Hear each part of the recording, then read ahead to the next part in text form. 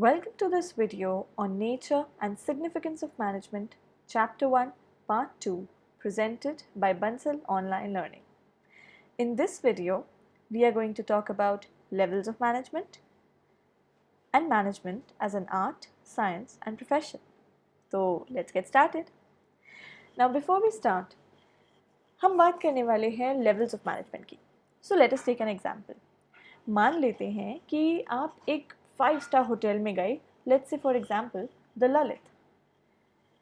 अब वहाँ पे जाके you will definitely find one person who is managing everything, जो रेस्टोरेंट भी मैनेज कर रहा है, हाउसकीपिंग भी, रिसेप्शन भी, बेसिकली इंश्योर कर रहा है कि पूरा होटल स्मूथली रन करता रहे. बट उस मैनेजर को वहाँ अपॉइंट किसने करा? हु डिसाइडेड कि वही उस पूरे होटल को मैनेज करेगा? Well, the HR manager decided all that. But उससे ऊपर भी एक मैनेजर होता है जो ये डिसाइड करता है कि कौन सा होटल कहाँ पे होगा, क्या क्या हमारी स्ट्रैटेजीज होंगी कंपेटिटर्स से लड़ने के लिए, हमें और क्या क्या इनकॉर्पोरेट करना है. Well, that manager is called the CEO of the entire group. These are nothing but the levels of management. इसको अगर हम diagrammatically समझें तो there are basically 3 levels of management: supervisory level, middle level and top level. Top level पे you will generally find COO, Chief Operating Officer, CEO, Chief Executive Officer, CMO, Chief Marketing Officer, CFO, Chief Finance Officer, Marketing Director, Managing Director, President, etc. At the middle level, you will find HR Manager, Marketing Manager, Production Manager, Finance Manager, Plant Superintendent, Operations Manager, etc. At the supervisory level, you will find foremen and supervisors. अब हम देखते हैं कि इन सारे levels के managers के functions क्या होते हैं, डिटेल में देखते हैं. फिर आता है functions of top management. Top management यानी कि CEO वगैरह के functions क्या क्या हैं? They are responsible for the welfare and survival of the organization. यानी कि अगर कोई भी ऑर्गेनाइजेशन में प्रॉब्लम हो जाती है कि वो सर्वाइव नहीं कर पा रही है, उसका वेलफेयर नहीं हो रहा, उसके लिए कौन रिस्पॉन्सिबल है, कौन जिम्मेदार है? The top management. फिर उनका काम होता है कि वो बिजनेस एनवायरनमेंट को एनालाइज करें और उसके इम्प्लीकेशंस देखें बिजनेस पे. फॉर एग्जांपल आजकल कोरोना वायरस पैंडेमिक चल रहा है, तो अगर उसको एनालाइज करा जाए और उसके इम्प्लीकेशंस देखे जाएँ कि होटलिंग इंडस्ट्री पे और ललित ग्रुप पे उसका क्या इम्पैक्ट पड़ेगा, तो ये काम कौन करेगा? ये काम उसकी टॉप मैनेजमेंट करेगी. सुपरवाइजरी या मिडिल मैनेजमेंट नहीं करेगी ये काम. ओवरऑल गोल्स को फॉर्मुलेट करना कि चलिए अब पैंडमिक हो गया, अब इससे निकलना कैसे है, क्या क्या हमें कहाँ तक पहुँचना है, क्या लेवल अचीव करना है, वो सब ओवरऑल गोल्स को भी फॉर्मुलेट टॉप मैनेजमेंट करती है. They are responsible for all the activities of the business. कोई भी काम बिजनेस में गलत हो रहा है उसके लिए भी टॉप मैनेजमेंट रिस्पॉन्सिबल है. और उनका काम होता है कि वो डिफरेंट डिपार्टमेंट्स, चाहे फिर वो रीजनल डिपार्टमेंट्स ही क्यों ना हो, तो उनके एक्टिविटीज़ को भी कोऑर्डिनेट करना टॉप मैनेजमेंट का काम होता है. फिर आता है फंक्शंस ऑफ मिडिल मैनेजमेंट. अब middle management are actually subordinate to the top management and senior to the lower most management.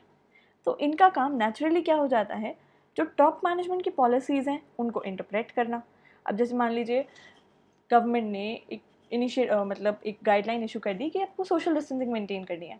पर सोशल डिस्टेंसिंग कैसे मेंटेन होगी किसी रेस्टोरेंट में, या टॉप मैनेजमेंट ने भी ये गाइडलाइन इशू कर दी, ठीक है सारे रेस्टोरेंट्स में हमारे सोशल डिस्टेंसिंग मेंटेन करिए, बट वो टॉप सोशल डिस्टेंसिंग मेंटेन कैसे होगी, कौन करेगा उसे maintain? The middle management will ensure कि वो मेंटेन हो रही है.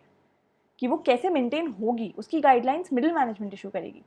उस पॉलिसी को जो टॉप मैनेजमेंट ने फ्रेम की है उसको इंटरप्रेट करना मिडिल मैनेजमेंट का काम है. मिडिल मैनेजमेंट को इंश्योर करना होता है कि उनके डिपार्टमेंट में जितने ज़रूरी पर्सनल यानी कि एम्प्लॉयज़ हैं वो सब हैं, कोई भी वैकेंसी नहीं होनी चाहिए. ये मिडिल मैनेजमेंट का काम है. तो basically staffing is a middle management function at their level, उनके डिपार्टमेंट लेवल पे. They have to assign necessary duties and responsibilities to the employees. ये भी मिडिल मैनेजमेंट का काम है. फिर उनको मोटिवेट करना है एम्प्लॉयज़ को कि ठीक है पैंडमिक हो गया, we have suffered a lot of losses, all right, but now we can go forward, हम कर सकते हैं, आगे बढ़ेंगे, and we will become the top number 1 business motivate करना एम्प्लॉयज़ को, ये भी मिडिल मैनेजमेंट का ही काम होता है. And last but not the least, cooperating with other departments middle management का काम होता है, क्योंकि अगर कोऑपरेट नहीं करेगा मिडिल मैनेजमेंट तो फिर बिजनेस नहीं चल पाएगा. And last but not the least, functions of the supervisory management. Well, ये वो मैनेजमेंट होती है जो सीधे सीधे वर्कफोर्स के कॉन्टैक्ट में होती है, इसीलिए इनका काम होता है to oversee the efforts of the workforce, interact with the actual workforce. This is the management which is actually interacting with the actual workforce, right? तो वर्कर्स से काम कैसे करवाना है वो सुपरवाइजरी मैनेजमेंट को देखना है. उनका काम होता है कि वो मिडिल मैनेजमेंट के इंस्ट्रक्शंस को पास ऑन करें, इंश्योर करें कि क्वालिटी मेंटेन्ड है और वेस्टेज मिनिमाइज्ड है. सेफ्टी स्टैंडर्ड्स को मेंटेन करना भी सुपरवाइजरी मैनेजमेंट का काम होता है. सुपरवाइजरी मैनेजमेंट का काम ये भी होता है कि वो वर्कर्स की कंप्लेंट्स को आगे पहुंचाएं मिडिल मैनेजमेंट तक, राइट? तो ये हो गए functions of supervisory management. With that we come to the end of levels of management. आगे चलते हैं और देखते हैं management as an art.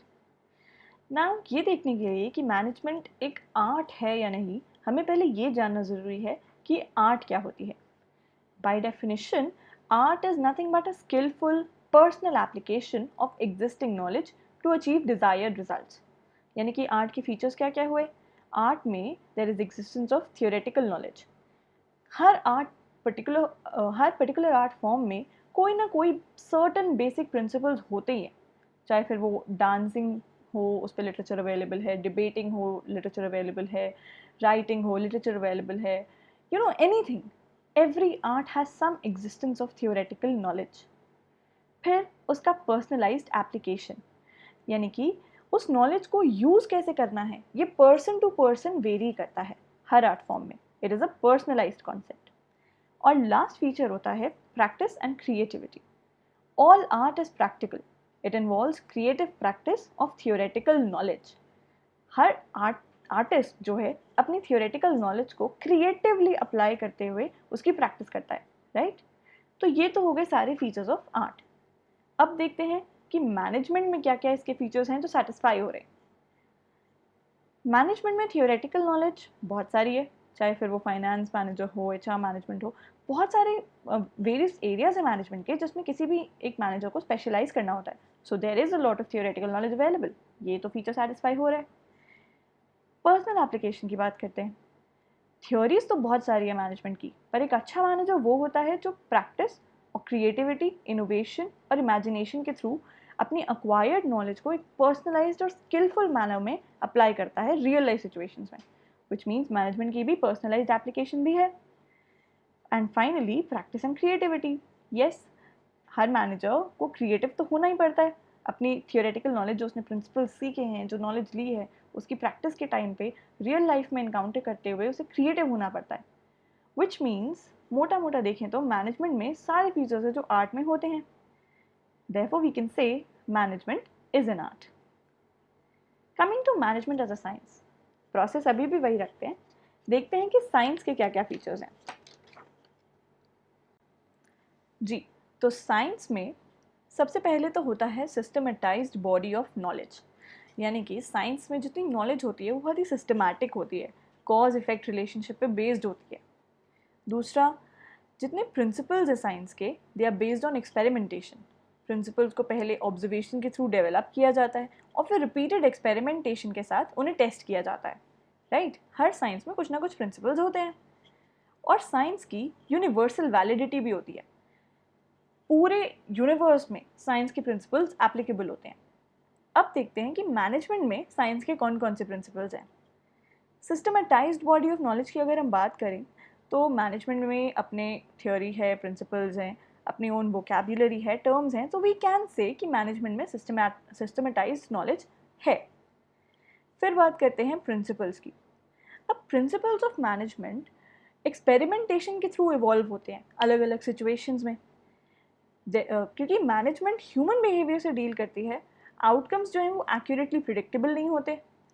Therefore we can say कि प्रिंसिपल्स जो हैं वो फुल्ली नहीं है एक्सपेरिमेंटेशन पे बेस्ड.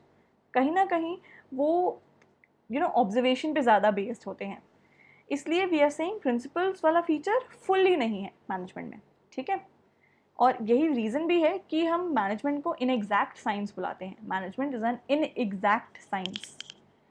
और यूनिवर्सल वैलिडिटी की बात करें तो जाहिर सी बात है, because principles of management are not exact जैसे कि साइंस के होते हैं, इसीलिए उनका यूज़ भी यूनिवर्सल नहीं है. स्टैंडर्डाइज टेक्निक्स देते हैं मैनेजर्स को डिफरेंट सिचुएशन से डील करने में, लेकिन हमेशा वो एप्लीकेबल होंगे, हर जगह एप्लीकेबल होंगे, ये ज़रूरी नहीं है. तो यूनिवर्सल वैलिडिटी नहीं है मैनेजमेंट में साइंस की फीचर. इसलिए हम क्या कह सकते हैं कि management is an inexact science. Right, let's move forward. Management as a profession पे आते हैं. अब सबसे पहले देखते हैं कि प्रोफेशन के फीचर्स क्या क्या हैं. किसी भी प्रोफेशन में एक well defined body of knowledge होती है. हर प्रोफेशन में, चाहे फिर वो कोई भी प्रोफेशन हो, मेडिकल प्रोफेशन हो, लीगल प्रोफेशन हो, हर प्रोफेशन में एक well defined body of knowledge होती है, एक डिग्री होती है जो आपको कंप्लीट करनी पड़ती है. Then only you can say ना कि आप वो प्रोफेशनल हैं. उसमें रिस्ट्रिक्टेड एंट्री होती है. हर कोई अपने आप को प्रोफेशनल नहीं बुला सकता. कोई एक सर्टिफिकेट होता है, डिग्री होती है, कोर्स होता है जो करने के बाद ही you can call yourself a professional. उस प्रोफेशन की कोई प्रोफेशनल एसोसिएशन होती है, जैसे लीगल प्रोफेशन में बार काउंसिल होती है इंडिया की, या मेडिकल काउंसिल ऑफ इंडिया है, ICMR है. मेडिकल प्रोफेशन की बात करें तो कोड ऑफ कंडक्ट होता है जो बार काउंसिल स्पेसिफाई करती है लॉयर्स के लिए, मेडिकल काउंसिल स्पेसिफाई करती है डॉक्टर्स के लिए, जो हर प्रोफेशनल को फॉलो करना पड़ता है.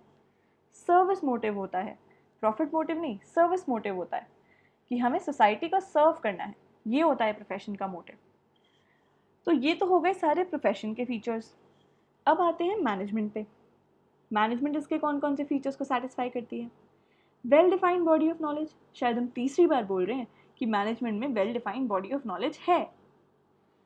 फिर आती है रिस्ट्रिक्टेड एंट्री.